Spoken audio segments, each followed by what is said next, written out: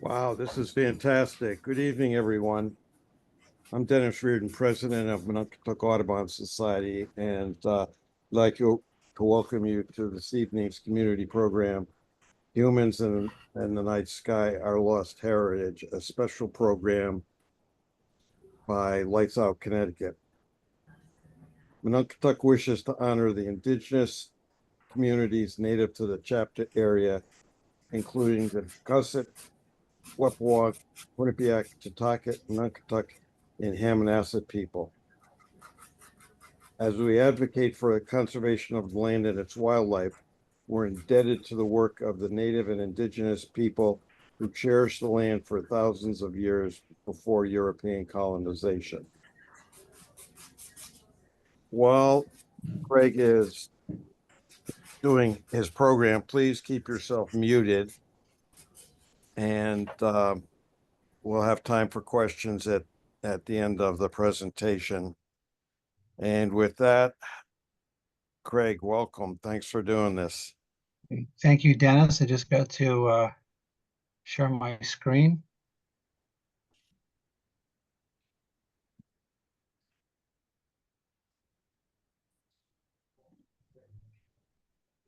Okay, 1 sec.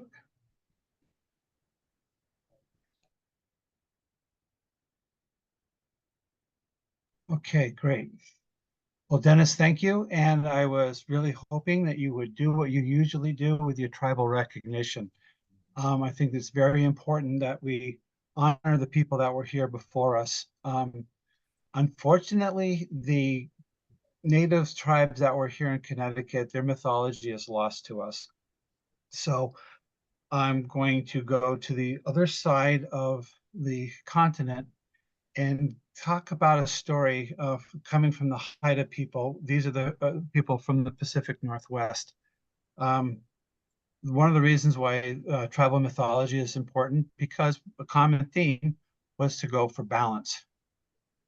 So this is a story of how Raven steals the night. Before there was anything, before the animals walked the earth or birds flew between the trees, there was a man who lived by the river with his daughter in a plank house. He did not know if she was ugly as a slug or as beautiful as a hemlock branch against the spring sky, because the world was dark then, pitch black, darker than all the midnight winter storms. The old man kept all of the light in the world inside of a box that was inside of yet another box and another box, an infinite number of boxes. He did not want to know if his daughter was ugly or beautiful. Raven, who has always existed and will always exist, was tired of bumping into things in the dark. He could not find enough food, as he was always hungry. One day he heard the old man and the daughter inside the dark plank house. He heard the old man talk about all of the light in the world that was hidden in his boxes. Raven tried to find the door to get in and take this light, but it was always on the opposite side of the house. You could hear the people leave to get water at the river. Then Raven got an idea. Raven went to the river and waited for the daughter to come to get water. He changed himself into a single hemlock beetle and floated into her basket when she dipped it into the river. He then used his powers to make her thirsty, so she would gulp a lot of the water, so he would get sucked into her. He found a warm, safe place inside her where he could grow. He grew into a baby boy with a big, long nose that was beak-shaped, intelligent black eyes, and a few black feathers on his body. The old man could not see what was happening to his daughter, but over time he sensed another presence in the dark plank house. His grandson made croaks, shrieks, and cries, and sometimes a beautiful bell sound, every sound known to ravens and babies. The old man loved his grandson. Raven tried to open the big box one day with all of the smaller boxes and even smaller boxes to get to the light. The old man was angry, furious that someone would touch his treasure. But Raven made every sound known to ravens and babies, and the grandfather, being a grandparent, could not say no, and started opening each box for his grandson. As the old man worked to the smaller inner box that contained all of the light of the world, the room started to brighten.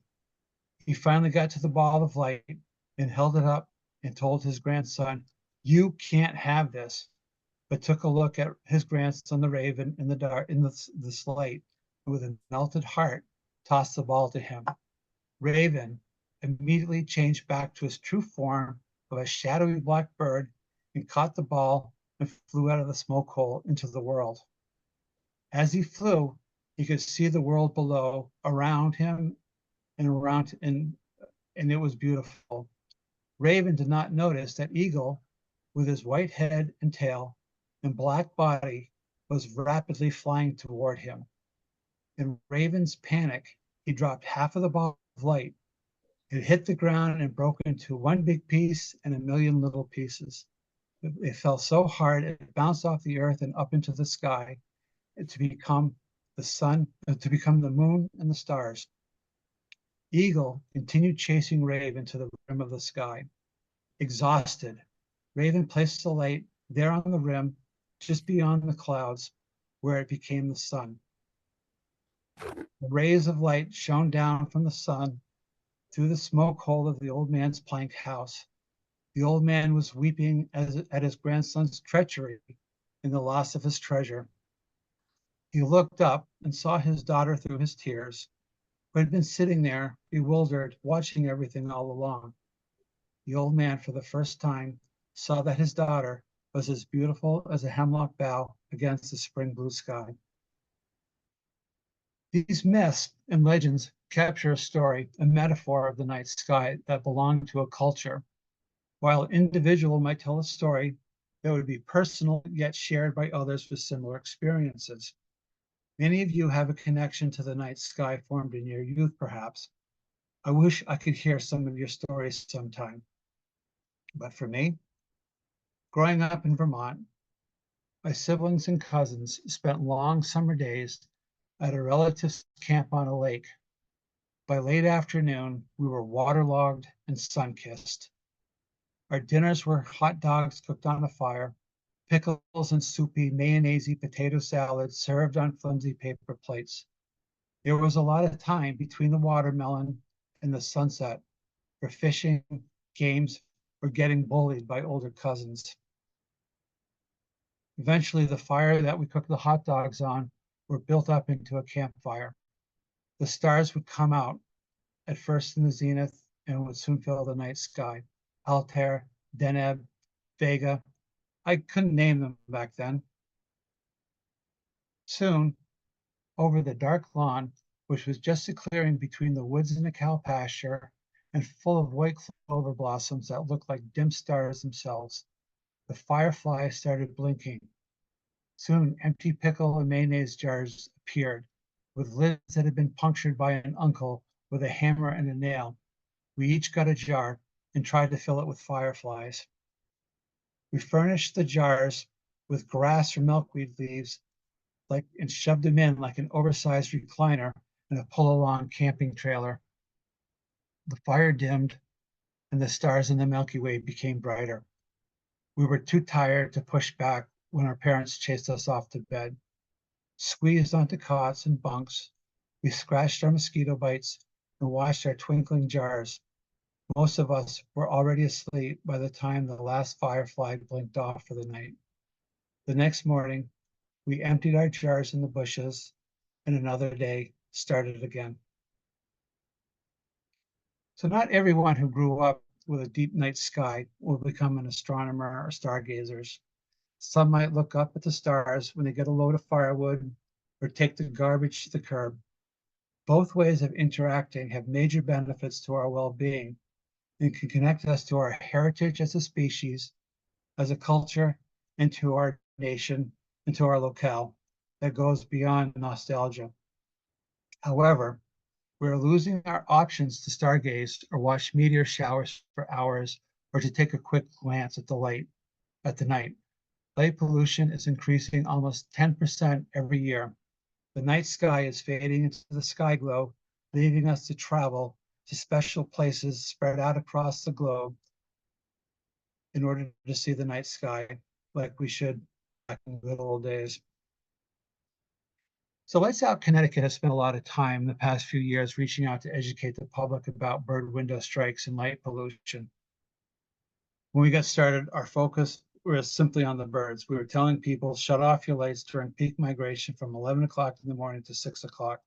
Excuse me, at 11 o'clock in the evening to 6 o'clock in the morning. It was a great, powerful message. But then as I studied, I realized that there's a lot more to light pollution than just the birds. It's impacting our insects, our moths, fireflies, nighttime pollinators. It's impacting zooplankton, which the entire aquatic ecosystems are based on. It's impacting our bats, our amphibians, far, far reaching. But this is wildlife that may not concern some humans. So we've tried to bring it home and talk about the impacts of light pollution on human health and safety. We've started getting some traction with that. But there's something else that's kind of missing here. So tonight, let's just focus on our spiritual and historical connection. I heard Senator Blumenthal say once, what is good for the birds is good for people.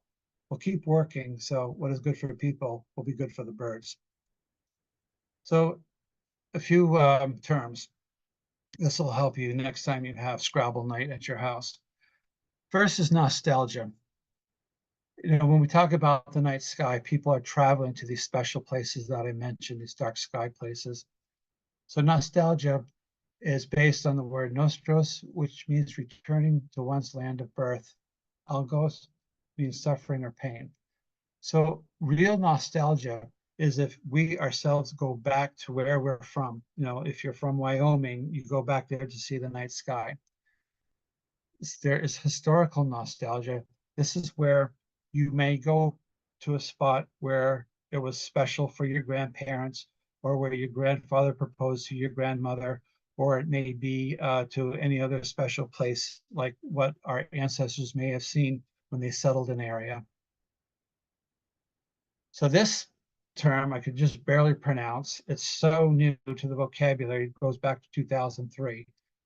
But you'll definitely win your Scrabble game if you play this one. It's a new term that means emotional attachment to or adoration of the night sky. You can tell this whole subject is new and being studied. There's casadastrophobia. It's fun to say. This is a fear of falling toward the sky. It's a fascinating term to me because a lot of the mythologies I have read have people actually falling off mountains in falling into the sky where they become a constellation themselves. And of course, there's nyctophobia. Nyc means night, and it's a severe fear of the night. It's triggered by the brain's disfigured perception that something's out there to get them. What's interesting is the word Nyx is actually the Greek word for the goddess of the night, and she's usually depicted in a black chariot and wearing a black cloak, as you see here. This black cloak really represents like the sphere of night that surrounds us. She's associated with death and strife, but she's also associated with dreams and love. So this captures this dichotomy that we as humans have. Some of us are absolutely fearful of the night, and some of us love it, that we thrive there. So leaving in the dark for the next couple slides, just to talk about how we as a human animal have adapted and evolved to deal with the night. Obviously, we are diurnal animals. We like to do our business in the day, but we have adapted in order to thrive in the nighttime. It takes humans 15 minutes for pupils to adjust. On top of that, it's 45 minutes for a buildup of protein pigment called rhodopsin. Once acclimated, we can see in the dark as well as rabbits and whippoorwills. However, one flash of light and we're back to zero. This means most of us have never really experienced our true adaptation to the light, to the dark. We have eyeshine also. Most people think eyeshine is something that you see in your cat, or if you look out on your back deck at nighttime to see a raccoon, you see those glowing eyes. Do you remember the red-eye in our old photos? Well, that's our eyeshine. It's caused by this membrane tapetum that reflects light back out in order to increase the efficiency. So few of us actually in today's day and age embrace the dark. These are ancient, well-founded fears.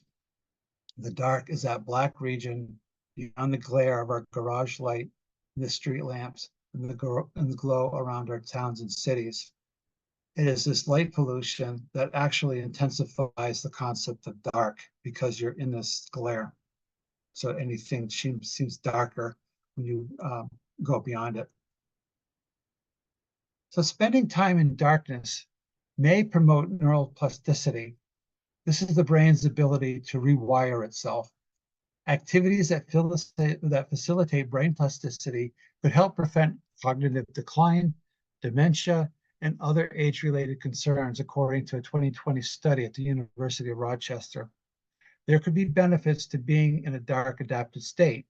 And if you do it regularly, neurochemical changes in the brain are going to take effect. This is according to the researcher Duja Tadin, who's from the University of Rochester, New York. Other researchers have just simply stated people who are exposed to a starry night sky experience ease and a greater sense of well-being and greater health. So there's new studies coming out. So we talk about greater health and greater sense of well-being, and this is like a new field of study. But what we could do is look at what happens when humans are constantly exposed to light pollution and the impacts on their health. Artificial night lighting has dramatically disturbed our circadian rhythms, most notably our sleep cycles. In turn, many people are chronically sleep deprived, which contributes to mood disorders, depression, and reduced cognitive efficiency in learning. Disruptive circadian rhythms associated with artificial nightlight have been strongly linked to impaired metabolic functions, obesity, and various types of cancer, especially those that are endocrine related. At the heart of all this is the melatonin cycle.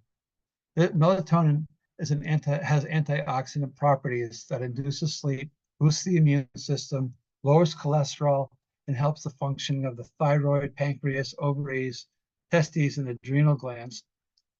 What happens is at night, the melatonin cycle kicks in, ramps up, and it induces the immune system into tumor fighting mode. And if this cycle is disrupted, the tumor fighting aspect never happens. That's why we're at bigger risk for getting cancer. There was a study in 2008 in Israel that showed that women that were exposed to bright light pollution had a 73% higher risk of developing breast cancer. 2012, the American Medical Association declared light at night carcinogenic. So enough of that. Let's start to go back into our past as humans. Many of you may be familiar with this painting. It's one of the first French paintings ever. It was discovered in the cave in the 1940s down in Lascaux, France, in the south. It's in the south of France. The painter lived about 17,000 years ago, living in the Upper Paleolithic era. It is considered by many scholars. Well, it was debated for a while. What are we actually looking at? Is this a hunting scene? Is this a ritual? Is this just a catalog of all the animals that they could see? An early field guide, perhaps? Recent scholarship indicates that these were probably star charts. Each one of these animals represents a constellation or a cluster of stars. But you may ask yourself, why go into a cave in the ground in order to get in touch with the night sky?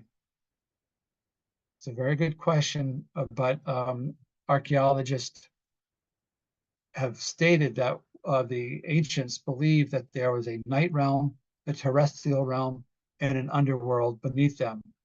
And you could go from one to the other by ritual. So in order to go into the heavens, you have to go down into the caves. So the Chumash, which is a tribe in California, they had certain terms for their stars. For example, Polaris is a sky coyote. Castor and Pollux were the sun's female cousins. Orion's belt was a bear. And the Milky Way pictured here was a ghost road. This depiction of the Milky Way seems to be quite common among cultures, that they see it as a place for the spirits to travel along. The Pleiades, for example, shown here, it's not just the logo on my Subaru. They have appeared in the mythology of many cultures. The Cherokee, they were lost children. The Norse, they believed they were Freya's chickens. And they appear in one of the paintings of in Lascaux Cave, number Auroch Bull number 18. So this is what led them to believe that all of these paintings in that cave are just depicting the constellations. So what's this plant doing here? If anybody recognizes it, this is Jimson weed. It's a nasty plant. It causes major gastric distress, and it also induces hallucinations. So shamans across cultures would view the night sky after consuming these hallucinogenics, or they could work themselves into a trance with other means by fasting, sweat lodges, drums, solitary, many different ways. Mushrooms even, a lot has been written about that recently. The Chumash, while in this altered state, would converse with the coyote, the North Star. In these rituals, the priests would talk to the animals, or they transformed into animals. Who's to say? Some gain access to the heavens by taking a trance journey into the earth. Now, the ancient Egyptians had some very fascinating beliefs. They thought that the pharaoh, which was actually a god, that his soul would reside in the mummy. It would rise with the sun, would go beyond the sun and spend the day among the stars, to return back to earth at sunset, where it would sleep in the sarcophagus. So there is a common theme here in these early religions, that the spirits, the gods, were in the heavens. Plato, now we're into ancient Greece, suggested humans have immortal souls, which originated in the divine world of the stars. Souls descend through the planetary spheres to Earth and then join with a physical body at birth. After death, the soul was released from the body and is either reincarnated, or if the person was virtuous, ascends through the spheres to return to the stars. Here again is the belief that the divine realm is in the sky. This is quite universal across many cultures and religions. But then it was the Babylonians that first started to transform this wondering, whimsical sky placing of the gods into a prescribed mathematical universe. So the stars would also help us navigate our futures and our compatibilities. I don't know who checked their horoscopes this morning. I hope you're going to have a good weekend. Also, crops were planted according to the phase of the moon. In order to see this, you just have to pick up a farmer's almanac. So a little bit about the astronomy here and our perception. As we look at the night sky during our lifetime or through recorded history, we think the stars are fixed. We all know that the constellations overhead change with the time of night and the seasons of the year. We can watch it happen. It might take all night, but you see it happen. However, because the Earth's wobble, our North Star will shift from being our North Star in Polaris over millennia to a star in Draco and eventually circle back to Polaris again. We won't see it happen. Humans may not see it happen. This phenomenon is called the precession of the equinoxes. So to mark this, how this has occurred during written human history, Chaucer, writing so long ago that our modern English had not yet evolved, describes the spring heavens while pilgrims travel to Canterbury. And the youngest sona hath in the ram he have Corzirona. For Chaucer and his pilgrims, the sun was halfway in the constellation of Aries the Ram. Now you see 2024, on the first day of spring, the sun was way back in the constellation of Pisces. The stars themselves are also shifting, not just our perception of them. Each star is on its own path. Over time, the constellations that we know will be distorted. This movement is hardly noticeable to the human species. There may not be anyone around to rename the Big Dipper to the Big Ice Scoop or the Big Vacuum Cleaner in the future, come around the year in 100,000 years. The same star positions that we see now are the same positions that Plato saw, what the pharaohs saw, and what the people who painted in the caves of Lascaux saw. So from the viewpoint of humanity, the star positions are fixed, although the movements of the sun and planets along the ecliptic need to be updated. We live in a world of changing landscapes. Rivers are dammed, wetlands are drained, forests are cleared and paved, houses and malls built on meadows. Even mountaintops now and ridges are being removed.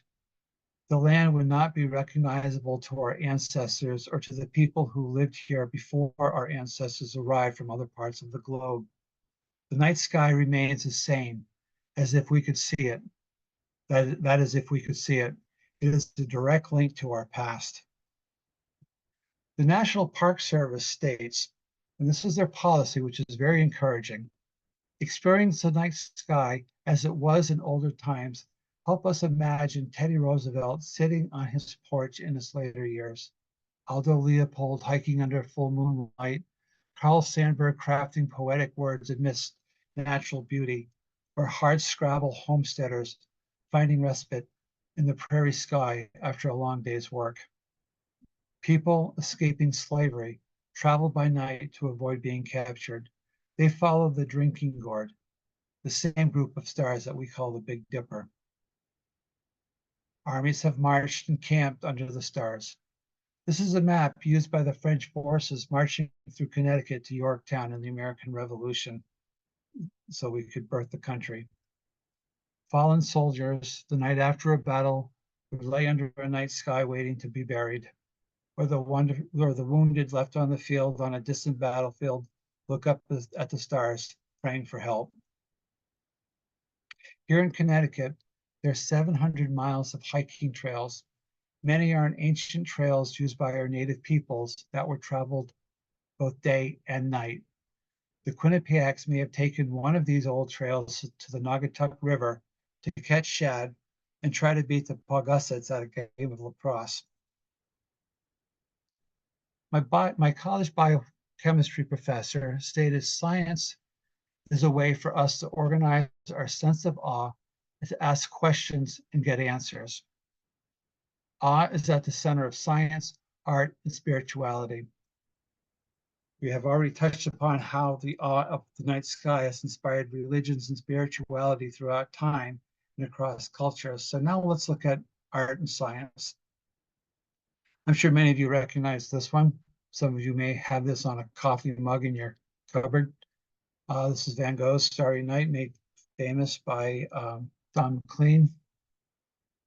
This is the North Atlantic off the coast of Maine, painted by Winslow Homer.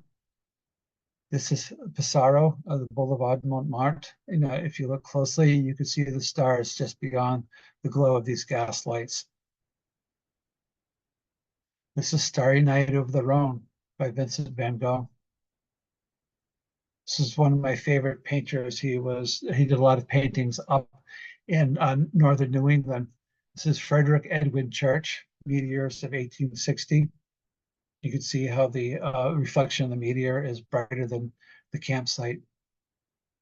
Even going back into the Middle Ages, there was a lot of stars that were captured. This was painted in 1950 by a modern French painter, Malevich. Many people argue what it actually is. Some writers say that it depicts the night sky.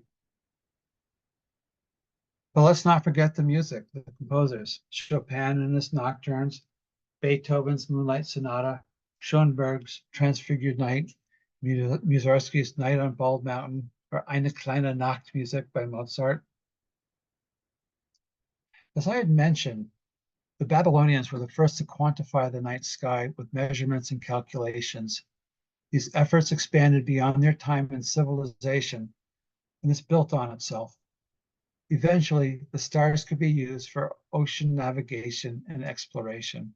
The section that you see here, this was made possible by advancements in metallurgy, development in better lenses, and more accurate ways of uh, measurements and scales.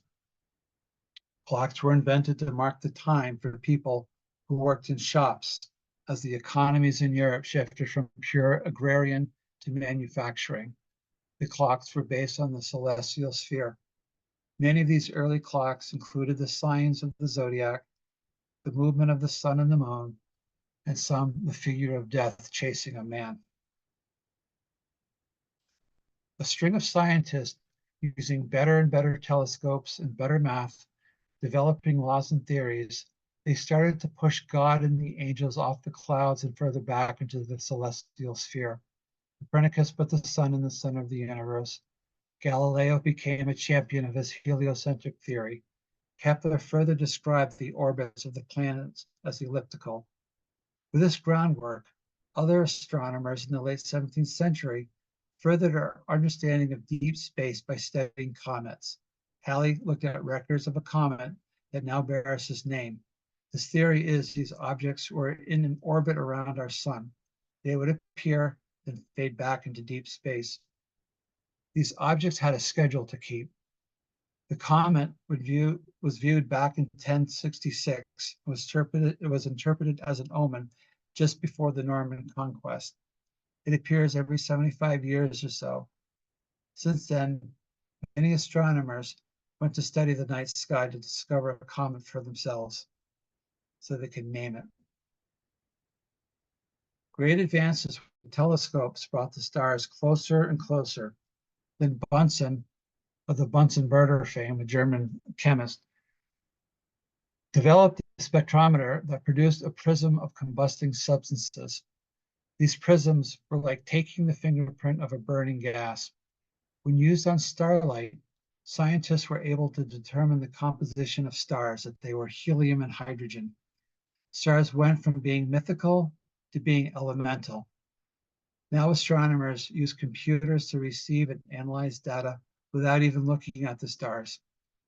Technology has developed to the point that we do not watch the sun move across the sky to know the time of day, nor are stars used to navigate.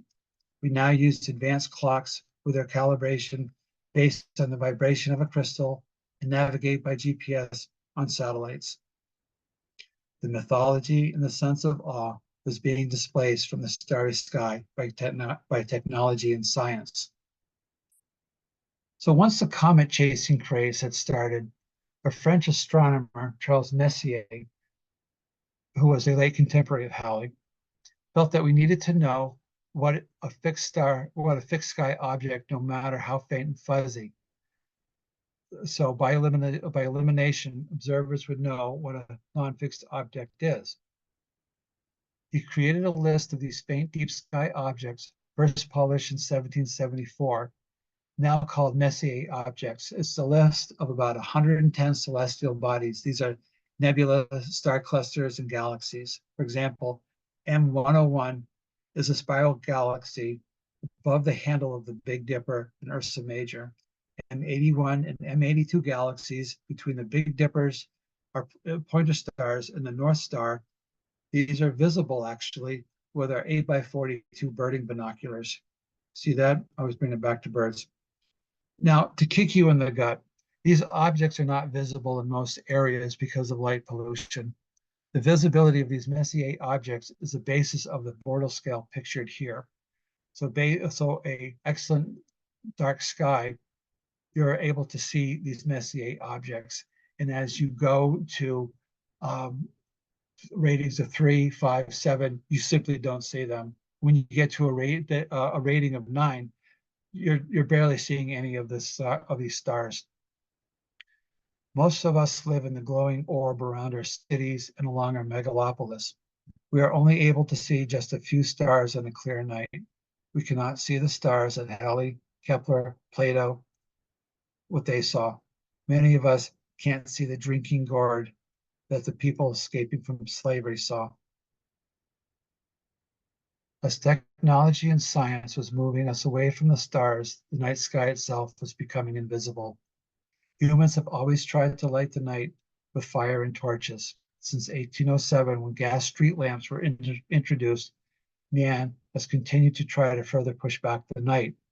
As time moved on, we would develop incandescent lighting and later the bright halogens. Our future looked bright, or there was brightness in our future, and there's a price to be paid.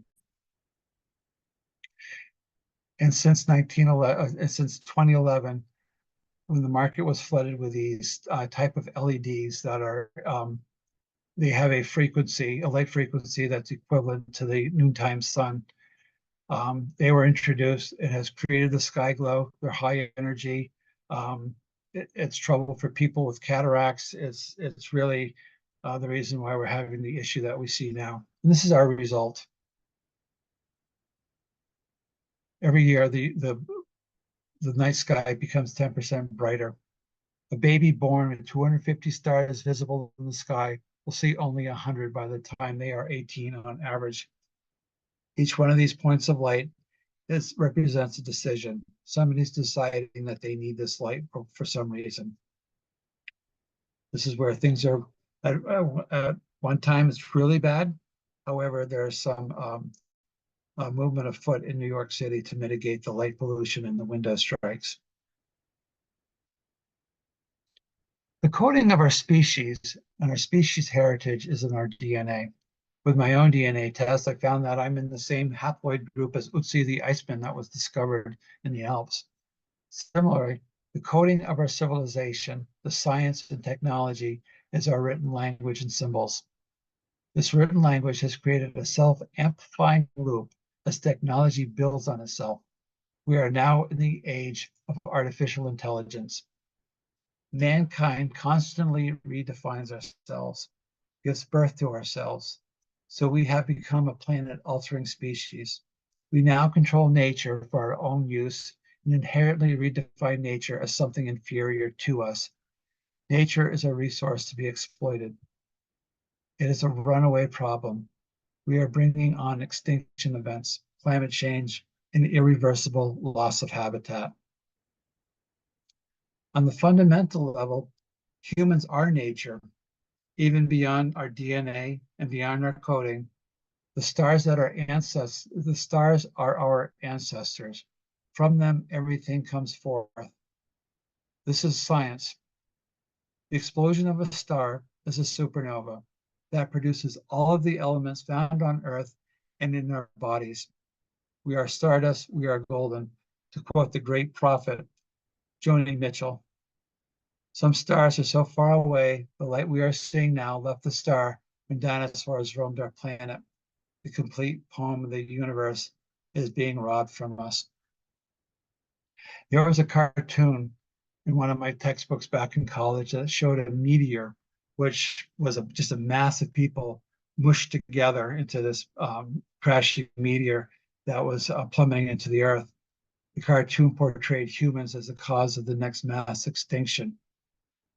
I was at a conference on extinction that was at Yale, hosted by Richard Prum, the professor of ornithology there.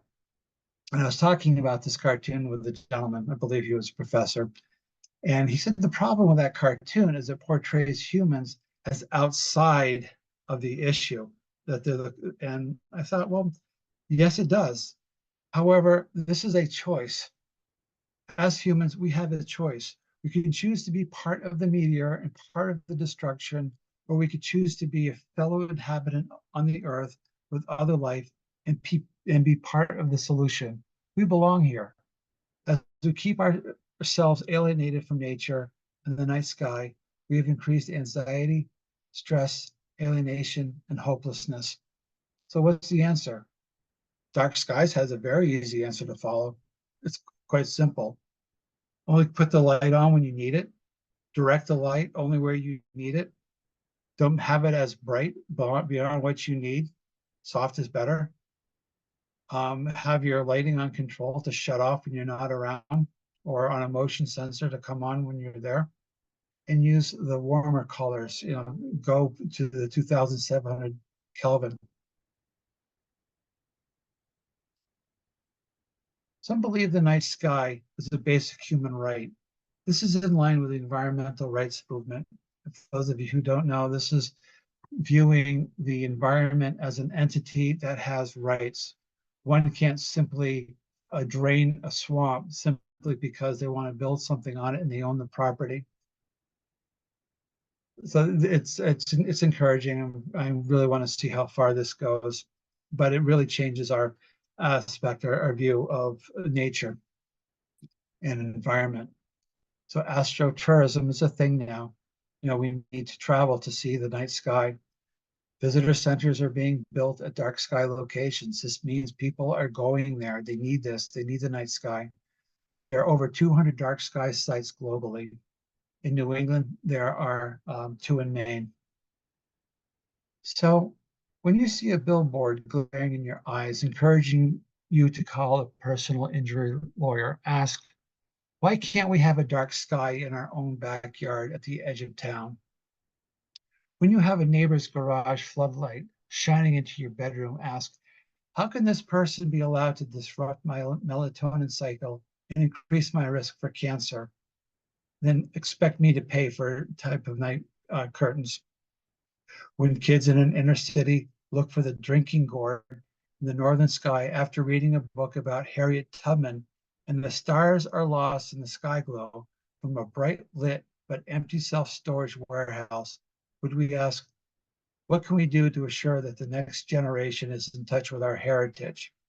And when you look up to see the very same stardust that you are made of, that still twinkles in distant galaxies, only to see the sky glow, what are you going to ask?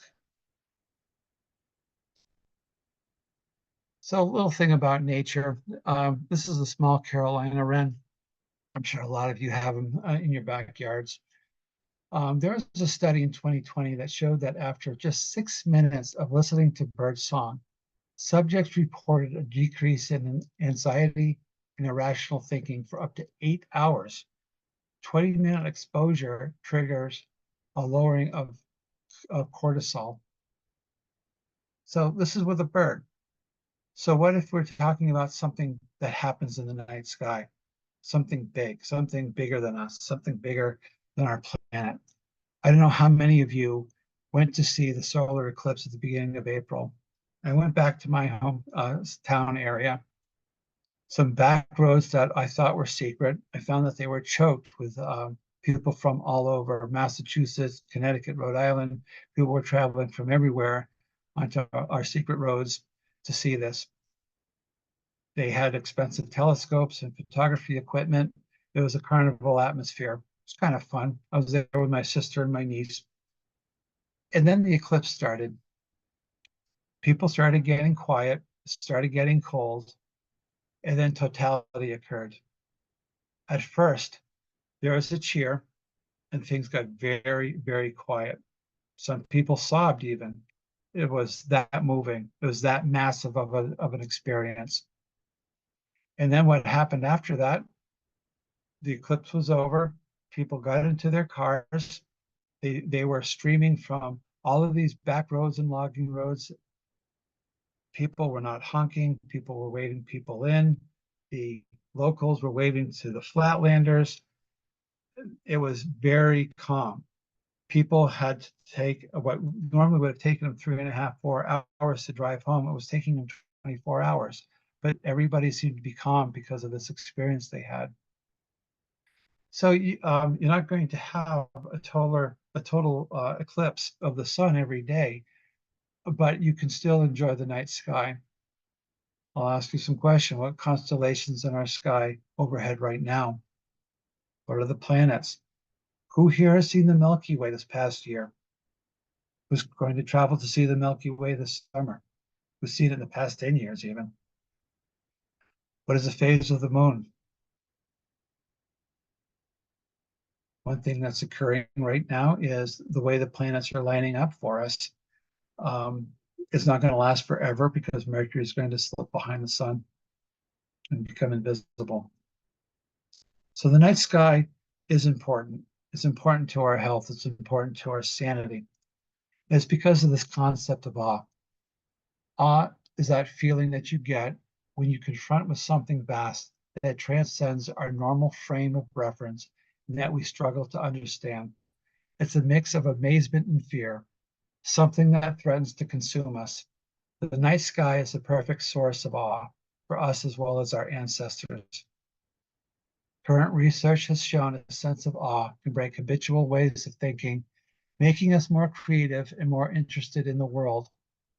Memories improve, we have better focus. After a feeling of genuine awe, people feel happier and less stressed weeks later. Awe can cut inflammation by affecting cytokines that mediate stress hormones for flight or fight.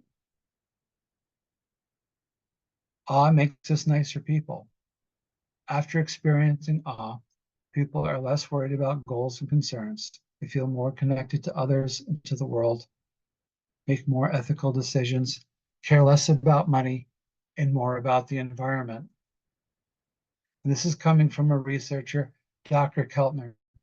The voice in our head, self-interest, self-confidence disappears. We feel more connected to a greater whole, society, even Earth and the universe. So at this point, I'll open up for any questions and comments. We are continuing our work to fight light pollution for humans and for birds. And so you could use this QR code, and this is my bibliography. I'm trying to reinvent the way that we do bibliographies. What are people's questions if you have any? It'd be good if you were to raise your hand and we'll recognize you to ask your question.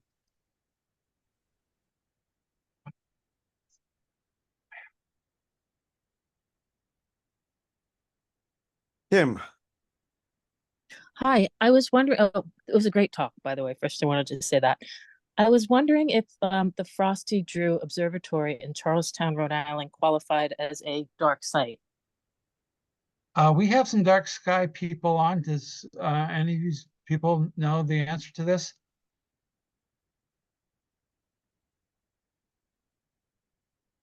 Dark Sky website does have a list of their approved sites.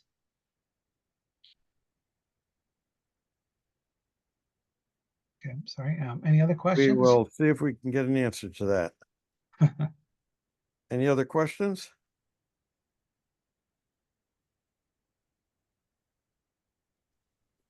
Can I ask another question? It's Kim again. Sorry, this is a big topic for me. I live very close to New York City, and especially during the pandemic with everyone moving out of the city, the first thing they do is they move in, they cut down the trees, and they're putting up these huge safety lights. What would you recommend that they put in versus basically lights you would put into like Newark Airport?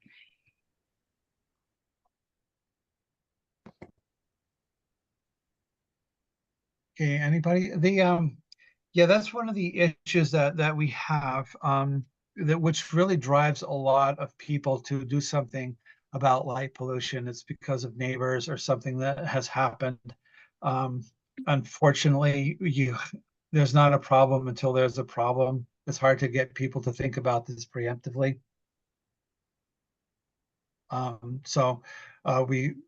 We would like to, we really hope that people do act preemptively. We have just posted a set of model regulations that you could take to your town council and see if they will adopt them and push for that so you can see the night sky. Mary, you have a question? I was wondering if it would maybe describe a little bit about how do all birds migrate based on the stars, or like can you deep dive a little bit more into the relationship? Sure. Yes, that's the other presentation we give. Yeah, there's about 80% of our birds that migrate will migrate at night. These are most of our passerines, most of our shorebirds will actually migrate at night. are insectivores, aerial insectivores will not, because they could eat on the wing as they come through. You see these clouds of tree swallows coming through Connecticut. So they won't migrate at night. But for the most part, all of our warblers, thrushes, sparrows, they're migrating at night. The birds that won't will be our raptors and will be our waterfowl. Everything else migrates at night so they can keep cooler, avoid predation. And so the problem with light pollution, it disorients them. It pulls them down into areas where they shouldn't be. And as a result of that, they are in this built environment surrounded by glass. And that's where they are prone to window strikes. I'd like to comment about the question of, was the observatory in Rhode Island a dark sky area?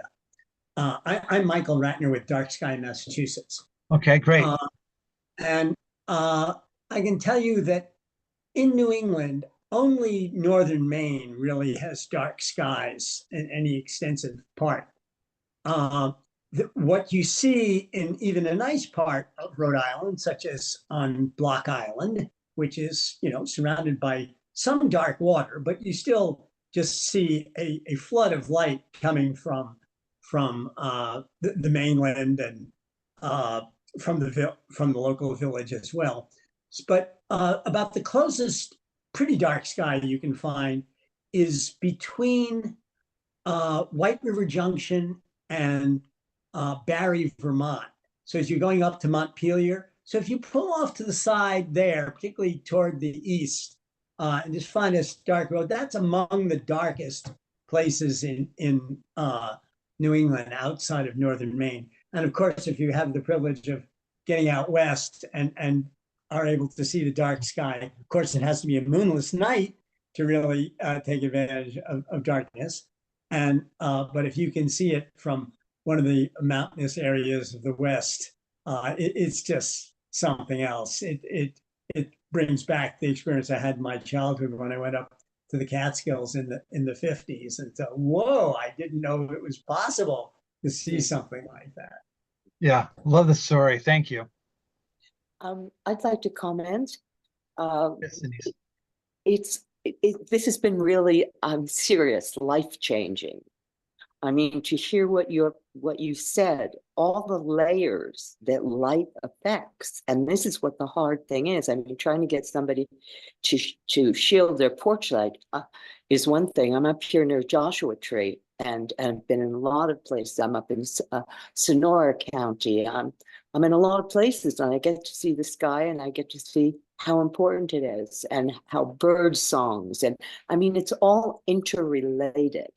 And that's what I think, is how do you tackle this? Because it can be very upsetting. You can try to get clear. I live in earthquake zones. You try to tell people to hold on to water, keep some spare water. They don't want to keep spare water. I mean, have some. It's just very frustrating. So I'm thinking that people like children, people everywhere, it doesn't matter, to turn people on to what you've presented, that presentation. I mean, look at our prison systems, which have these bright lights all the time on people. I mean, we're making our society sick, systemically sick. Absolutely. Yeah, you mentioned California. There's a famous story of an earthquake that knocked out the power to Los Angeles.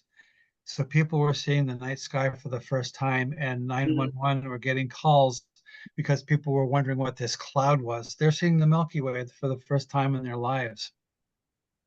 It's a precious thing. It's not to be underestimated. It is that sense of wonder that you described with the solar eclipse, where people are weeping. We're on a rock in space, and it's beautiful. Absolutely. Thank you. You're welcome. Leslie Brown, did you have a question?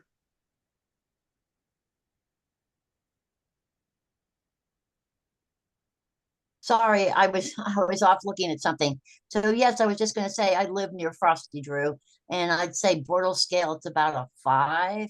maybe. And we've got some much darker spots in Connecticut. I looked them up while we were talking. And hold on.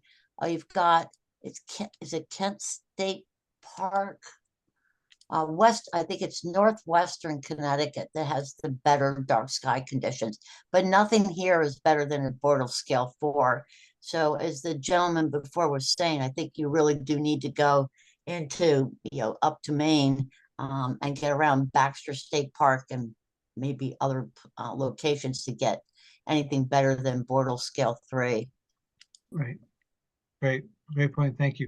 I want to, And also Hammonasset, if for local people, and I know you guys in the Audubon Society work at Hammonasset, as do we in the Thames Amateur Astronomical Society, and that's not bad for some place that's reasonably close. We are infringed by a lot of intrusive light, but you've got the ocean without a lot of islands offshore to add to the light pollution. So that's not a bad location for astronomical events as well as nightlife, natural nightlife. Right. So thank you. So Jeannie brings up a point. She says people are afraid of being victims of crime. I live in a nice neighborhood, but the majority of people keep their lights on out of fear. Absolutely. There are studies, and this would be, I know it's an uphill battle to convince people that more lighting does not mean safe lighting. There are things that you can do where you can protect the night sky, protect your neighbors, protect yourself from light pollution, and still light. Just follow those 5 principles that have been mentioned and other people are referencing now. Just putting the light where you need it, when you need it. Like, for example, I talk about these storage, self-storage facilities that are lit up all night long. Nobody's there. There's locks on the doors. Nobody's going to be breaking in. It's just light for light's sake. So there's got to be a way to address people's safety concerns and curb this light pollution. There's a lot of material on our website and on the Dark Skies website as well. But thank you for the observation. Mary. I just want to follow up about the safety issues. I think a lot of people don't understand that the motion detector is really the critical safety feature, right? And a lot of people will put a lot of lights around, but then everybody's used to those lights so the motion detector that picks up movement and then the light pops on is when there's something out there, and these designs can be improved, but that's something to tell your neighbors and we've had police. We live in Hartford, and the police officers have verified that. Great, thank you. Sean Dennison Clune writes that we should reach past the choir. Absolutely. So I hereby deputize everybody to go out and be part of the posse now, and let's reach beyond the choir. Yay! Yeah, we really need to get the word out, and it really relies on each of us. Kim McLaren, you asked, this 10% increase in light pollution a year, is that USA or globally? That's primarily USA, and Europe. It's kind of worse in Europe. Yeah, so it's we're that unfortunately it's really impacting the entire globe. So I'm trying to keep Patricia. up.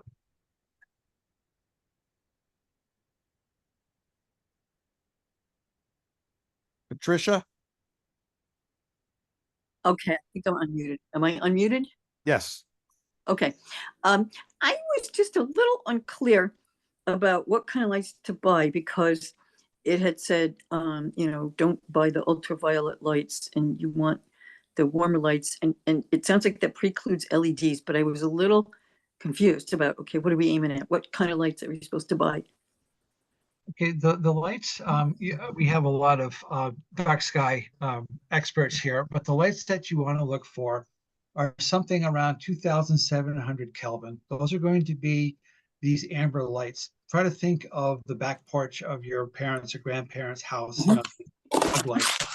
So you want to have these warmer amber colors. You want to have it shielded. And fortunately, I have seen, like in Home Depot, that they have lighting fixtures that have dark sky approval. So try to look for that. Oh, how handy is that? LEDs are not the problem in and of themselves. It's when they are this extremely bright blue colors that are up over 27,000 Kelvin. And what happens is they came out, they were inexpensive, so people bought more and more and more. It obliterated their savings, and now we have them everywhere. So you could still get LED technology that's going to save you money. However, you can get it in the right lumens and in the right correlated color temperature. Can you explain to me what Kelvin is? Okay. No? Okay. I mean, it won't say this on the light bulb package, right? It won't say Kelvin's on your light bulb. Yeah, Kelvin it's kind of confusing. So black body radiation, I don't want to get into college physics. It's a temperature measurement. So it's like Fahrenheit, except it's actually zero is where all molecular motion stops. So 0 Kelvin is to what, minus 273 Fahrenheit Celsius. So it's a temperature measurements.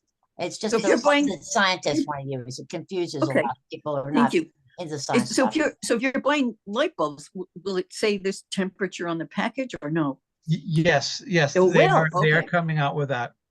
Okay. However, it's not the actual temperature of the light bulb. It is a comparison to a standard. I see. So to keep it as simple as possible. Shielding is very important too. I was really surprised to just notice last week that the city of Pasadena has put on Del Mar Boulevard, just west of South Lake, streetlights that are tall with caps on the lighting. So, and it's almost a blue lighting, like a purpley blue lighting, night light. And it comes down. It does not go out.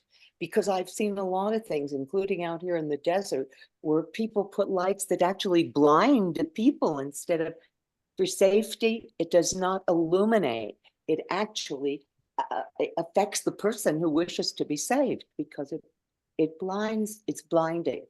Capped lighting. I bet you guys sell a lot of it or recommend it. Have places that would recommend it. So this presentation is going to be, it has been recorded. We're going to post it on Lights Out Connecticut website. And please look at it because there's some very valuable information coming out from everybody in the comments. So that's like a treasure trove of information and resources. Thank you, everybody. I will also be sending out an email tomorrow to everybody that registered for tonight's presentation with a link to the recording and all of the links that people have put in the chat. So if there are no other questions, last chance. Maybe we could go all night. Thank you so much for the support and the interest. All right. Thanks everybody for being here. Have a good evening. And when we get off here, turn your lights out. Thank you so much. Good night. Thank you. Thank you. Night. Good night. Hard to say, people are jumping.